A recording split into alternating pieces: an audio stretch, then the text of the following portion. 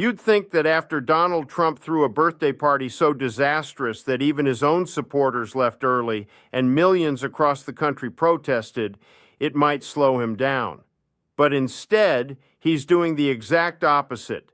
Just 6 months before his 80th birthday, he's already planning the next celebration, and it's collapsing before it even begins. Everything is backfiring, and he's furious as his carefully crafted image, including his special day, crumbles right in front of him. We're going to break it all down. But before diving into Trump's birthday fiasco and a perfectly timed interview John Ossoff did with Lawrence O'Donnell last night, let's start with the person causing him the most chaos right now. Marjorie Taylor Greene, who is publicly calling him out and fracturing his coalition. You told President Trump about this. Can you tell us a little bit more about what his reaction was to these threats? Yeah, it was shocking to me. I sent those death threats directly to him in a text message and informed him of what his name calling and words were doing, the direct result, and it was a direct assassination threat on my son. And he was extremely, I won't repeat what he said, but it was extremely unkind. No sympathy, no care. I'm just wondering, obviously it would be good to hear what he said, but do you feel like you were duped? I mean, as you reflect on this moment and these attacks against you, you have been such a staunch supporter and ally of President Trump.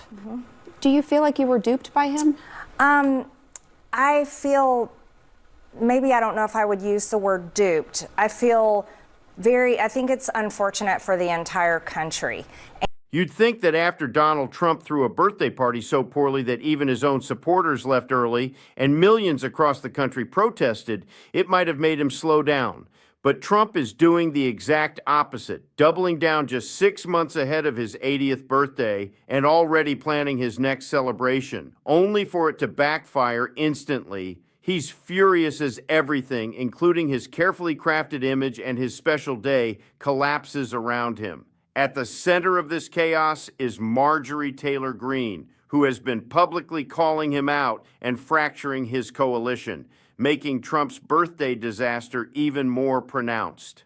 I still have no sympathy for Marjorie Taylor Greene, and it's hard to see why anyone should. She pretended to have a moment of moral clarity, claiming she would expose Trump's criminal actions and corruption.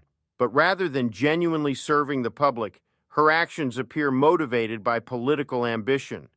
With her large base on the right, she could have used her influence to address the climate of political violence, fear, and anger surrounding Trump and his supporters. But instead, she only complains when it personally affects her.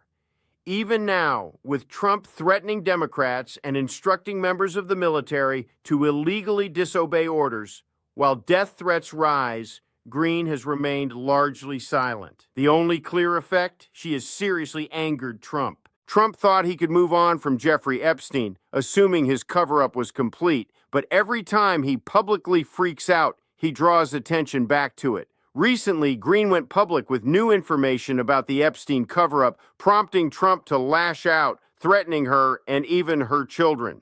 Meanwhile, Pam Bondi continues to delay releasing the Epstein files under the guise of a new investigation, while damning information emerges from Epstein's estate and associated financial institutions showing efforts to sanitize his accounts.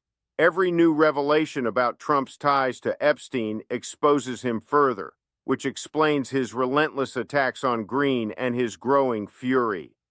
Meanwhile, Trump's administration continues to crumble under its own incompetence.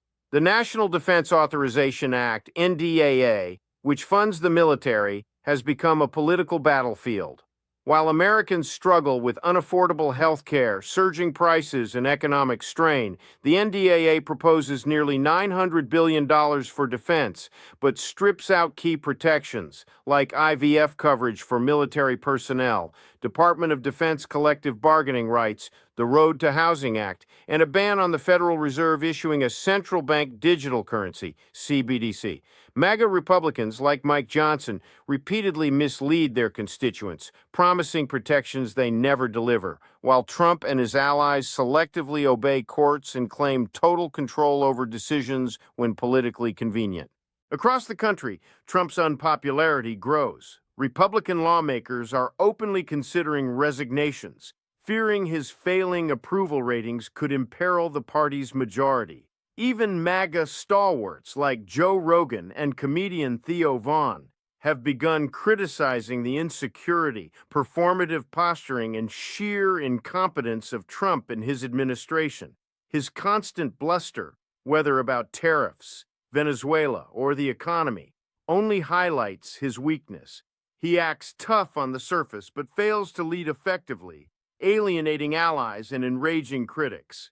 As Trump stages events to project strength, like his disastrous birthday party, the public sees the chaos and mismanagement for what it really is: political violence, threats against elected officials, a culture of fear and intimidation, and failures across healthcare, defense, and other key areas paint a stark picture. Trump and his allies are failing spectacularly, both morally and politically. Meanwhile, figures like Marjorie Taylor Greene, who could use their platforms for accountability, act selectively, earning neither trust nor sympathy. This is the world Trump has created: constant crises, public failures, and a political climate of fear and performative loyalty. But as long as we shine a light on it, call out corruption and incompetence, and stay engaged, we deny them the ability to rewrite the narrative. The failures are in plain sight, undeniable, and relentless. Here's what she said about the economy. She said, quote, groceries, utility, insurance, and the basic cost of running small business keep rising faster than wages. She also says that not enough is being done. Mr. President, this is one of your supporters. Okay, good. And I love her because you said I got an A+ on everything, I guess. I don't know. But she's still worried about the economy. But what you have to understand, the word affordability. I inherited a mess. I inherited a total mess. Prices were at an all-time high when I came in. Prices are coming down substantially. Look at energy. You and I discussed before the interview energy. Energy has come down incredibly. When energy comes down, everything, because it's so much bigger than any other subject, but energy has come down incredibly. Donald Trump's own supporters are now the very people reporters cite when assessing how poorly his economy is performing.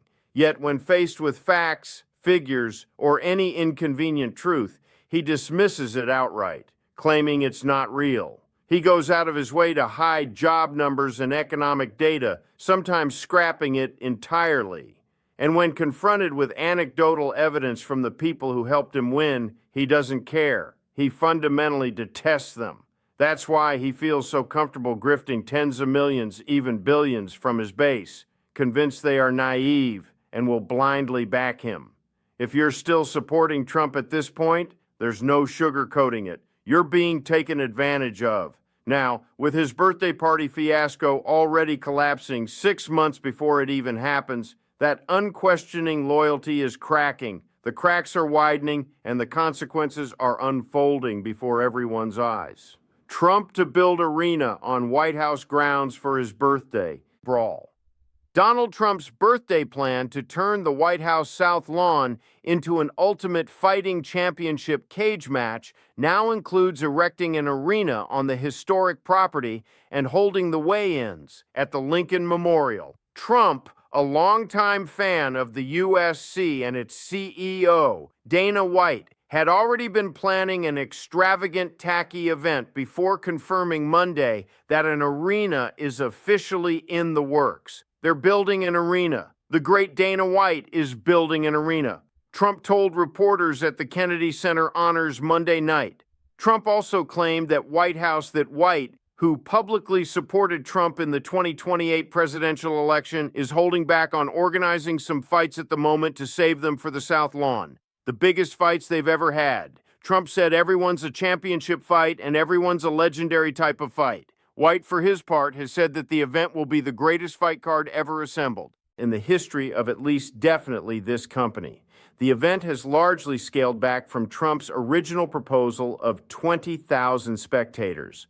Trump said Monday that the arena will have the capacity for about 5,000 seats. The event was originally intended to coincide with America's 250th birthday celebration on July 4th, but the date was moved due to too many events happening in Washington that week. According to the Journal, the event is now scheduled for June 14th, which happens to be Trump's 80th birthday, although Trump claimed the date is merely a coincidence. But a UFC fighter rejected the White House cage match, saying that it's Hunger Games type. This is bizarre and nobody wants it. Yet Donald Trump, arguably the most catastrophically bad birthday planner imaginable, is doubling down, planning an event that will almost certainly spark massive protests, likely even bigger than the last, which was already the largest single day of organized protest in American history. It's astonishingly out of touch. Democrats should be calling out just how unpatriotic and tone-deaf this is. Trump is hosting UFC weigh-ins at the Lincoln Memorial, having fighters stand nose to nose and spit on each other in a national monument. Who wants this? What values does it represent? It's a spectacle designed to normalize his fascistic theatrics, to make Americans numb to the erosion of civility and patriotism. While more urgent issues demand attention, this remains outrageous.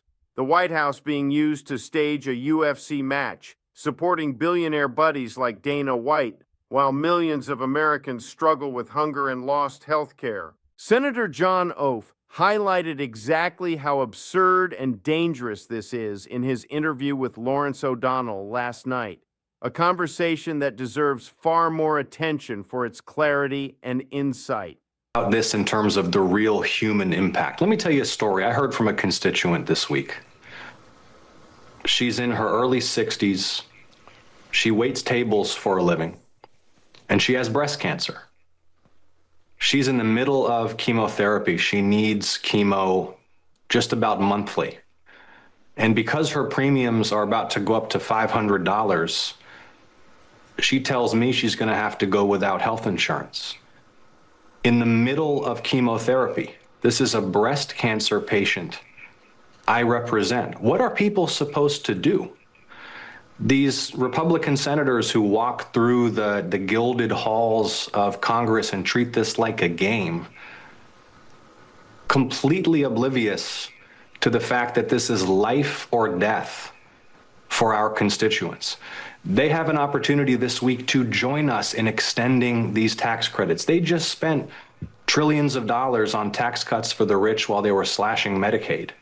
But they're all tied up in knots on this fundamental moral question, whether people should be able to afford the health care they need.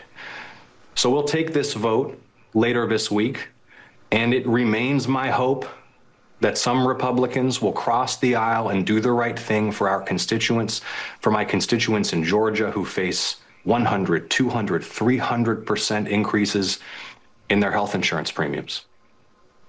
You know, one of the things about a vote like this in the Senate historically has been if you think it's not going to pass the House of Representatives, it's kind of a free vote. You know, you as a Republican senator, you can just vote for it and don't worry about having to deal with whether or not it becomes law, because it won't get anywhere in the House. And so I'm wondering to what extent some Republican senators might see it that way, might join you, and you might be able to get this thing through the Senate and sent to the House, where then a new pressure campaign would take place. We will see very soon, and they'll have to go on record. But this is so much deeper than the politics. Mm-hmm. And what does it say about the moral condition of this Congress that the thing that has them all tied up in knots is a very simple question? Should people's health insurance premiums go up, double, or triple? This is a policy choice. Senator John Ossoff is absolutely right. What we desperately need are Democrats who can communicate the urgency of this moment and tell real, personal stories. Too often, party leaders toss around vague terms like affordability, as if that's enough, without understanding the fear of skyrocketing insurance premiums or the struggle of making ends meet at the grocery store. It's easy to sound out of touch when you're in office, taking corporate money while speaking in concepts that don't resonate with everyday people. What we need are representatives who truly know these struggles, who live them, and who speak with authenticity, not just reciting empty talking points. Senator Ossoff embodies that, and that's why his voice matters so much. We'll keep uplifting that message every day. If you want to support this work, hit that subscribe button, leave a like, and drop a blue heart in the comments if you've made it to the end. Keep fighting, don't let them silence you, and until next time, I'll see you.